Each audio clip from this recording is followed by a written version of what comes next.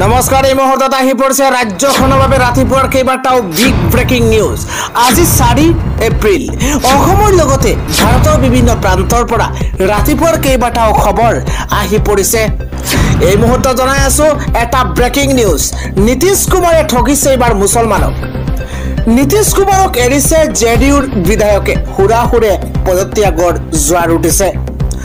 এই মুহূৰ্তত জনাই আছো পুৱাৰ প্ৰথমটো গুৰুত্বপূৰ্ণ খবৰ। মুছলমানক প্ৰবঞ্চনা কৰাৰ পৰিণাম ভুগিছে এবাৰ নীতিশ কুমাৰে। ওয়াকফ সংশোধনী আইন গৃহীত হোৱাৰ পাছতেই জেডিউ দলত ফাট মেলিছে। নীতিশ কুমাৰৰ সংগ এৰিছে এজনৰ পাছত আন এজন নেতাই। নীতিশ কুমাৰৰ স্থিতিক লৈ অসন্তুষ্টি প্ৰকাশ খুদ বিধায়ক সাংসদৰ। এবাৰ বিধেয়ক গৃহীত হোৱাৰ 12 ঘণ্টা পাছতেই পদত্যাগ কৰিছে বিধায়ক কাছিম আনসাৰীয়ে। এবাৰ জেডিউৰ দলৰ সকলো পদৰ পৰা পদত্যাগ কাছিমৰ।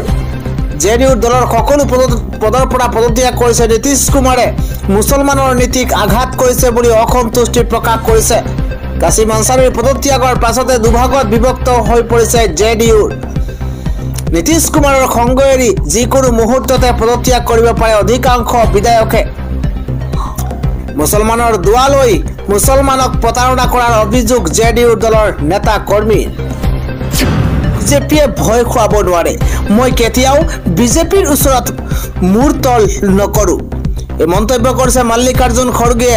মোক বিজেপিয়ে ভয় দেখুৱাব নোৱাৰে, এই মন্তব্য কৰিছে মাল্লিকাৰ্জুন খড়গে। মই কেতিয়াও বিজেপিৰ ওচৰত তলমূৰ নকৰো বুলি তেওঁ মন্তব্য কৰিছে। এই মুহূৰ্তত ডাঙৰ খবৰ, মোদী চৰকাৰৰ বিৰুদ্ধে গৰজি উঠিছে খুদ কংগ্ৰেছৰ ৰাষ্ট্ৰীয় সভাপতি মাল্লিকাৰ্জুন খড়গে। মোদী চৰকাৰৰ বিৰুদ্ধে গৰজি উঠিছে মাল্লিকাৰ্জুন খড়গে। বিজেপিৰ মানুহে মোক ভয় খুৱাবলৈ চেষ্টা কৰি লাভ নাই বুলি তেওঁ মন্তব্য কৰিছে। কেৱল সিমানেই নহয়, তেওঁ কয় যে মই কেতিয়াও বিজেপিৰ মানুহক প্ৰণাম নকৰো, মই কেতিয়াও বিজেপিৰ ওচৰত তলমূৰ নকৰো বুলি তেওঁ মন্তব্য কৰিছে। মোদী চৰকাৰৰ বিৰুদ্ধে গৰজি উঠিছে এইবাৰ কংগ্ৰেছৰ ৰাষ্ট্ৰীয় সভাপতি মাল্লিকাৰ্জুন খড়গে। মোদী চৰকাৰৰ বিৰুদ্ধে মাল্লিকাৰ্জুন খড়গে এইবাৰ গৰজি উঠিছে। বিজেপিৰ মানুহে মোক ভয় খুৱাবলৈ চেষ্টা কৰি লাভ নাই বুলি মন্তব্য এইবাৰ মাল্লিকাৰ্জুন খড়গে। পৰৱৰ্তী খবৰটো হৈছে ওয়াকফ বিল গৃহীত হোৱাৰ পাছত এইবাৰ সৰ্বত্ৰে প্ৰতিক্ৰিয়া আৰম্ভ হৈছে। আল্লাহৰ সম্পত্তি আনক দিয়া নহ'ব। 9 এপ্ৰিলত এইবাৰ অসম কঁপাব আমছুৱে। ওয়াকফ সংশোধনী বিলৰ বিৰুদ্ধে আন্দোলনৰ ঘোষণা কৰিছে এইবাৰ আমছুৱে। এই মুহূৰ্তত ডাঙৰ খবৰ, 9 এপ্ৰিলত ৰাজ্যজুৰি আন্দোলনৰ ঘোষণা কৰিছে আমছুৱে। দিছপুৰ কঁপাব সংখ্যালঘু সংগঠন আমছুৱে। লাখ লাখ মুছলমানক ওলাই আহিবলৈ আহ্বান জনাইছে আমছুৱে। আল্লাহৰ সম্পত্তি আনক হস্তক্ষেপ কৰিব দিয়া নহ'ব বুলি এই হুংকাৰ প্ৰদান কৰিছে আমছুৱে। 4 এপ্ৰিলত অৰ্থাৎ আজি ৰাজ্যজুৰি মুছলমানে দাহ কৰিব এই সংশোধনী আইনখন। প্ৰতিগৰাকী মুছলমানে দাহ কৰিব এই আইন। মুখত কলা কাপোৰ বান্ধি ৰাজ্যজুৰি হ'ব তীব্ৰ প্ৰতিবাদ। আল্লাহৰ সম্পত্তি চকু নিদিবলৈ শেষ সকিয়নি এইবাৰ বিজেপিক। এই আইনৰ জৰিয়তে মুছলমানক ধ্বংস কৰাৰ ষড়যন্ত্ৰ ৰচনা কৰিছে বুলি আমছুৰ তৰফৰ পৰা হুংকাৰ দিয়া হৈছে। এই আইনৰ জৰিয়তে মুছলমানক ধ্বংস কৰাৰ ষড়যন্ত্ৰ বুলি দাবী কৰিছে আমছুৱে। ওয়াকফৰ সম্পত্তি আমাৰ সম্পত্তি, ধৰ্মীয় মুছলমানৰ সম্পত্তি। এই সম্পত্তিৰ ওচৰতে, এই সম্পত্তিৰ ওপৰত কাৰো হস্তক্ষেপ নচলিব। আমছুৱে কোনো ধৰণৰ কাৰোৰে হস্তক্ষেপ হ'বলৈ নিদিয়ে বুলি মন্তব্য কৰিছে আমছুৱে। ওয়াকফৰ সম্পত্তিৰ জৰিয়তে লাখ লাখ লোক উপকৃত হৈ আছে। মুছলমানৰ পূৰ্বপুৰুষে জাতিটোৰ উন্নয়নৰ হকে এই সম্পত্তি দান দি গৈছে। জাতিটো আগুৱাই যাবৰ বাবে পূৰ্বপুৰুষে এই সম্পত্তি গঢ়ি গৈছে। ওয়াকফ সম্পত্তিয়ে দেশৰ প্ৰতিগৰাকী নাগৰিকক জীয়াই থকাৰ অধিকাৰ দিছে। ভাৰত চৰকাৰে মুছলমানক অৰ্থনৈতিকভাৱে শেষ কৰিবৰ বাবে আমাৰ সম্পত্তিক হস্তক্ষেপ কৰিছে বুলি মন্তব্য এইবাৰ আমছুৰ। মুছলমান জাতিটোক ধ্বংস কৰিবৰ বাবে এই বিজেপিয়ে কৌশলগতভাৱে এই কাম কৰিছে বুলি মন্তব্য এইবাৰ আমছুৰ। জোৰ জুলুমভাৱে মাছ নিশা এই আইন গৃহীত কৰাইছে বুলি অভিযোগ উত্থাপন হৈছে। নৰেন্দ্ৰ মোদীৰ এই অন্যায় আক্ৰমণ আমি কোনো পধ্যেই মানি নলওঁ বুলি এইবাৰ হুংকাৰ এইবাৰ আমছুৰ। আমচুৰ সভাপতি ৰেজাউল কৰিম চৰকাৰে এই আইনৰ বিৰুদ্ধে ঘোষণা কৰিছে তীব্ৰ প্ৰতিবাদ। পৰৱৰ্তী ব্ৰেকিং নিউজ হৈছে মুছলমানক এবাৰ চোৰ বুলি কয় বিজেপিয়ে। মুছলমানৰ সম্পত্তিৰ ওপৰত এতিয়া কিয় চকু দিছে? এবাৰ আক্ৰমণাত্মক হৈ পৰিছে সঞ্জয় ৰাউত। মুছলমানক চোৰ বুলি কোৱা বিজেপিয়ে মুছলমানৰ সম্পত্তিৰ ওপৰত কিয় চকু দিছে এই প্ৰশ্ন উত্থাপন কৰিছে সঞ্জয় ৰাউতে। এবাৰ মুছলমানক চোৰ বুলি কোৱা বিজেপিয়ে এবাৰ চকু দিছে মুছলমানৰ সম্পত্তিৰ ওপৰত। মুছলমানে ভূমি কাঢ়ি ল'ব বুলি কোৱা চৰকাৰে এতিয়া মুছলমানৰ সম্পত্তিৰ চিন্তা কিয় কৰিছে? বিজেপিয়ে যিমান মুছলমানৰ চিন্তা কৰিছে সিমান চিন্তা জিন্নায়ো কৰা নাছিল। মুছলমানৰ চিন্তা কেতিয়াৰ পৰা হ'ল বিজেপিৰ বুলি প্ৰশ্ন উত্থাপন কৰিছে সঞ্জয় ৰাউতে। চৰকাৰক বেপাৰী আখ্যা শিৱসেনাৰ নেতা সঞ্জয় ৰাউতৰ। এতিয়া হিন্দুৰ বহু নতুন মূল্যৰ সৃষ্টি হৈছে এই মন্তব্য কৰিছে সঞ্জয় ৰাউতে। মন্দিৰৰ ভূমিৰ সুৰক্ষা দিব নোৱাৰা চৰকাৰে এখন ৱাকফ ভূমি কেনেকৈ সুৰক্ষিত কৰিব বুলি প্ৰশ্ন উত্থাপন কৰিছে। সাহস আছে যদি চীনে অধিগ্ৰহণ কৰা ভূমি মোকলাওক চৰকাৰে।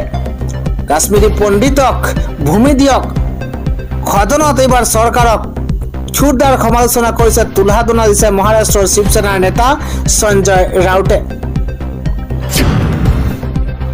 পৰৱৰ্তী খবৰটো হৈছে আগন্তুক পঞ্চায়ত নিৰ্বাচন। ৰাজ্যত আৰম্ভ হৈছে মুছলমানৰ প্ৰতিবাদ। ৱাকফ আইনৰ বিৰোধিতাৰে ৰাজ্যজুৰি আৰম্ভ হৈছে মুছলমানৰ প্ৰতিবাদ। মুখত কলা কাপোৰ মাৰি ৰাজপথত শ শ মুছলমান দেখিবলৈ পোৱা গৈছে। মুছলমানৰ সম্পত্তি কেতিয়াও বিজেপি চৰকাৰক হস্তগত কৰিবলৈ নিদিও বুলি এইবাৰ প্ৰতিবাদত নামি পৰিছে হাজাৰ হাজাৰ মুছলমানৰ সম্পত্তি কেতিয়াও বিজেপি চৰকাৰক হস্তগত কৰিবলৈ নিদিও। আমাৰ পূৰ্বপুৰুষে আল্লাহৰ নামত দান কৰি থৈ গৈছিল বহু সম্পত্তি। সম্পত্তিৰ ওপৰত চকু দিয়া এখন বিজেপি চৰকাৰৰ বিৰুদ্ধে ৰাজপথত নামিছে এইবাৰ হাজাৰ হাজাৰ মুছলমান। মুখত কলা কাপোৰ বান্ধি প্ৰতিবাদেই নহয়, প্ৰয়োজন হলে সৰ্বোচ্চ ন্যায়ালয়ৰ দ্বাৰস্থ হ'ব মুছলমান। ৰাজপথত ৱাকফ সংশোধনী বিধেয়ক 2024 দাগ কৰি সাব্যস্ত কৰিছে তীব্ৰ প্ৰতিবাদ। ইফালে ৱাকফৰ সম্পত্তি কেৱল মুছলমানৰ সম্পত্তি, বেলেগৰ দাদাগিৰি নচলিব বুলি হুংকাৰ প্ৰদান কৰিছে এইবাৰ আমচুৱে। আজি ৰাতিপুৱাৰ পৰৱৰ্তী ব্ৰেকিং নিউজ হৈছে এইবাৰ 25,000 শিক্ষকে হেৰুৱাব চাকৰি। এইবাৰ ঘূৰাই দিব লাগিব দৰমহা। চৰকাৰক কঠোৰ নিৰ্দেশ এইবাৰ দেশৰ সৰ্বোচ্চ ন্যায়ালয়ৰ। 25,000 শিক্ষকে হেৰুৱাব লাগিব চৰকাৰী চাকৰি। এই মুহূৰ্তত এটা ডাঙৰ খবৰ জনোৱাৰ চেষ্টা কৰিছো। অবৈধ নিযুক্তিক লৈ উচ্চতম ন্যায়ালয়ে কঠোৰ নিৰ্দেশ দিছে চৰকাৰক। চাকৰি হেৰুৱাৰ লগতে শিক্ষকে ঘূৰাই দিব লাগিব দৰমহা। SSC 2016 নিযুক্তি পেনেল বাতিল কৰি এই নিৰ্দেশনা সৰ্বোচ্চ ন্যায়ালয়ৰ। উচ্চতম ন্যায়ালয়ৰ 2 ন্যায়াধীশৰ বিচাৰপীঠে চৰকাৰক দিছে কঠোৰ নিৰ্দেশ। পশ্চিমবংগৰ মমতা বেনাৰ্জী চৰকাৰক 25,000 শিক্ষকক বৰখাস্ত কৰিবলৈ নিৰ্দেশ দিছে। 2016ত ৰাজ্যিক পৰ্যায়ত অনুষ্ঠিত বাছনি পৰীক্ষাত অৱতীৰ্ণ হৈছিল 23 লাখৰো অধিক প্ৰাৰ্থী।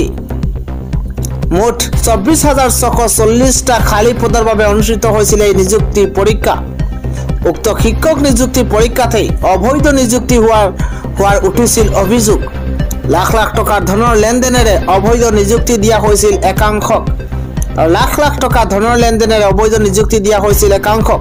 পূৰ্বে কলকাতা উচ্চ ন্যায়ালয়ে অবৈধ শিক্ষক নিযুক্তিক লৈ দিছিল এই ৰায়। উক্ত ৰায়ক প্ৰত্যাহ্বান জনাই মমতা বেনাৰ্জী চৰকাৰৰ দ্বাৰস্থ হৈছিল উচ্চতম ন্যায়ালয়। উচ্চ ন্যায়ালয়ৰ ৰায়কে বাহাল ৰাখি উচ্চতম ন্যায়ালয়ে দিছে এই কঠোৰ নিৰ্দেশনা। আন এটা ডাঙৰ খবৰ হৈছে এইবাৰ গেছৰ পাইপলাইনত ভয়াৱহ বিস্ফোৰণ সংঘটিত হৈছে। এইবাৰ বিস্ফোৰণত শিশুসহ অগ্নিদগ্ধ হৈ পৰিছে প্ৰায় 145 গৰাকীকৈ লোক। বিস্ফোৰণত প্ৰায় 20 মহলীয়া অট্টালিকাৰ সমানলৈ উঠিছিল জুই আৰু তাৰ পিছতে ভয়ংকৰ ঘটনা। দুৰ্ঘটনাত প্ৰায় 190টা বাসগৃহ ক্ষতিগ্ৰস্তৰ আশংকা প্ৰকাশ কৰা হৈছে আৰু আহতসকলক চিকিৎসালয়লৈ প্ৰেৰণ কৰা হৈছে। মঙলবাৰে মালয়েছিয়াৰ কুৱালা লামপুৰত এই ভয়ংকৰ বিস্ফোৰণৰ দৰে ঘটনা সংঘটিত হৈছে। আন এক খবৰ হৈছে এবাৰ অন কেমেৰাত এক শিহৰণকাৰী পথ দুৰ্ঘটনা সংঘটিত হৈছে। গুৱাহাটীৰ চলেনযুক্ত ৰাষ্ট্ৰীয় ঘাইপথত সংঘটিত হৈছে ভয়ংকৰ ঘটনা। গুৱাহাটীৰ চলেনযুক্ত ৰাষ্ট্ৰীয় ঘাইপথত চালকৰ অতপাতি দেখিবলৈ পোৱা গৈছে। এবাৰ অন কেমেৰাত ৰাজপথত শিহৰণকাৰী দুৰ্ঘটনা সংঘটিত হৈছে। চলন্ত বাইকত খুন্দা মাৰি পলায়ন কৰিছে এখন ইয়ন বাহনে। পতি পত্নী গৈ থকা বাইকত পিছফালৰ পৰা খুন্দা মাৰি পলায়ন কৰিছে বাহনখনে।